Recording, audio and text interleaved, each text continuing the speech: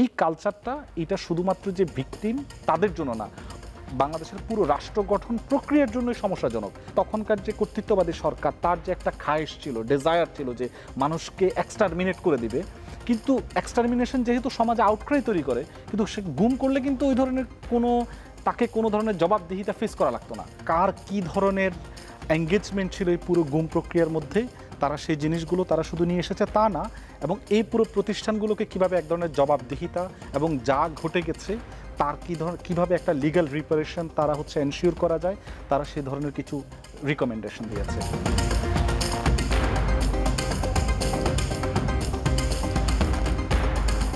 তদন্ত প্রতিবেদন এসেছে কমিশনের হাতে এবং আমরা দেখেছি যে প্রথম তদন্ত প্রতিবেদন আসার পর প্রধান উপদেষ্টাও বিস্ময় প্রকাশ করেছেন যে এইভাবেও ঘটনা ঘটতে পারে কিনা।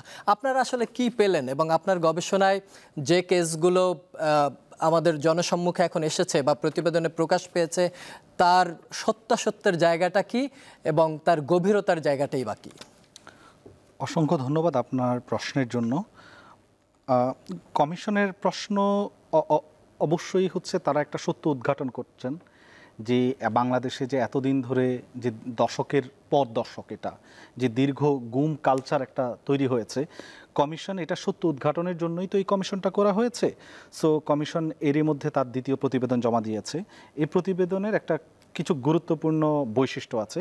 একটা বড় বৈশিষ্ট্য তারা আইডেন্টিফাই করেছে এর মধ্যে যে আগের যে আমরা যে কর্তৃত্ববাদী সরকারটা দেখেছি তারা কেন গুম করছে, তারা এটার একটা লজিক তারা ব্যাখ্যা করেছে, এবং প্রত্যেকটা গুমের ঘটনাকে তারা কিভাবে ইনভেস্টিগেশন এবং তদন্ত, বা যেটা আমরা তদন্ত বলি, তারা কিভাবে তদন্ত করেছে এইটার তারা দীর্ঘ চ্যালেঞ্জগুলো নিয়ে তারা আলাপ করেছে, এবং তারা এর মধ্যে প্রায় 253টা কেস তারা নিজেরা এর মধ্যে তদন্ত শেষ করেছে বলে তারা প্রতিবেদন জমা দিয়েছে। সেখানে তাদের চ্যালেঞ্জগুলো এবং তারা কিভাবে এগুলো সত্যগুলো উদ্ঘাটন করেছে তার বিস্তারিত তারা তুলে ধরেছে, এবং এই তুলে ধরার মধ্য দিয়ে তারা মূলত যে কাজটা করেছে যে বাংলাদেশের সরকারের যে গুরুত্বপূর্ণ কিছু প্রতিষ্ঠান, বিশেষ করে বাংলাদেশের জুডিশিয়ারি, বাংলাদেশের যে আইন প্রয়োগকারী যে সংস্থাগুলো এবং বাংলাদেশের যে সরকারি যে প্রতিষ্ঠানগুলো, এই পুরো প্রক্রিয়ার সঙ্গে তাদের যে এক ধরনের সম্পৃক্ততা, সেটাকে তারা খুব খুব বড় করে তারা এই জিনিসটাকে আলোকপাত করেছে, এবং পুরো জিনিসটাকে তারা এই জিনিসটা তারা বের করে নিয়ে এসেছে।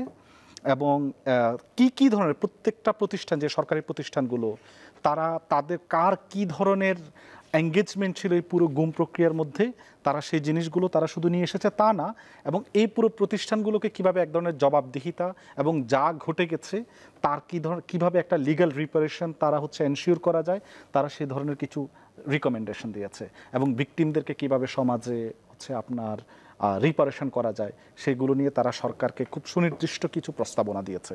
আর এটা ওইটা না, কাপড় ধোয়ার একটাই সলিউশন, চাকা অনেক। সবচেয়ে ইন্টারেস্টিং যে বিষয় বাংলাদেশে যতগুলো কমিশন হয় বা যা কিছু হয়েছে, অসংখ্য সরকারকে তারা আপনার রিকমেন্ডেশন দেয়, কিন্তু এই কমিশনের এই রিপোর্টটা ভেরি ইন্টারেস্টিং। তারা সরকারকে মাত্র জাস্ট 2টো রিকমেন্ডেশন দিয়েছে।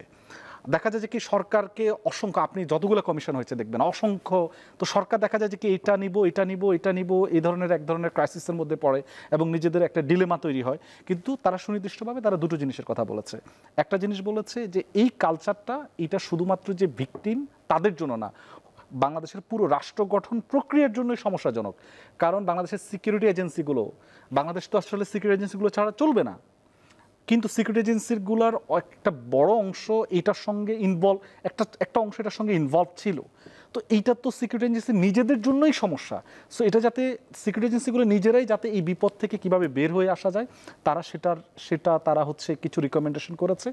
আর যারা ভিকটিম তারা কিভাবে সমাজে আপনার রিহ্যাবিলিট হওয়া যায়, এটা নিয়ে তারা যে 2টো করেছে। প্রথম, তাদের বিরুদ্ধে যতগুলো মামলা হয়েছে সরকার যাতে দ্রুত এটার একটা সমাধান দেয় ভিকটিমদেরকে।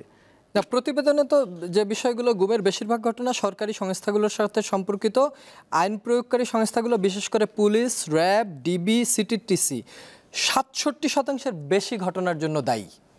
তার মানে একটা রাষ্ট্রীয় প্রতিষ্ঠানগুলো যেগুলোকে রাষ্ট্র পরিচালনার জন্য অর্গানোগ্রামের যে জায়গা, তারাই সরাসরি এই জায়গাগুলোর সাথে জড়িত। কিন্তু এইরকম কি ধরেন বাংলাদেশে যে ঘটনা ঘটেছে, আন্তর্জাতিক পরিমণ্ডলেও কি এরকম ঘটনার কোনো নজির আছে? এই ধরনের ঘটনাগুলো এগুলো হচ্ছে 70-এর দশকে মূলত আর্জেন্টিনাতে আমরা দেখেছিলাম, এবং ল্যাটিন আমেরিকাতে সেখানে যখন বড় ধরনের সহিংসতা হয়েছে, মধ্য আমেরিকাতে সহিংসতা ঘটেছে, বিশেষ করে El Salvador, Guatemala, Colombia, Chile, সেখানে লার্জ স্কেলে ঘটেছে। এবং আমরা তুরস্কে দেখেছি, এরপরে আমরা আলজেরিয়াতে দেখেছি, শ্রীলঙ্কাতে দেখেছি।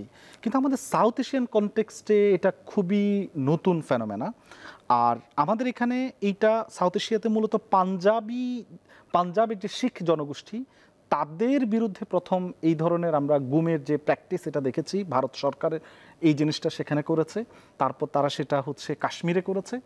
বাংলাদেশে এইটা আমরা 2010, 12, 14 সালের আগে আমরা এটার সঙ্গে সেরকম অর্থে পরিচিত ছিলাম না।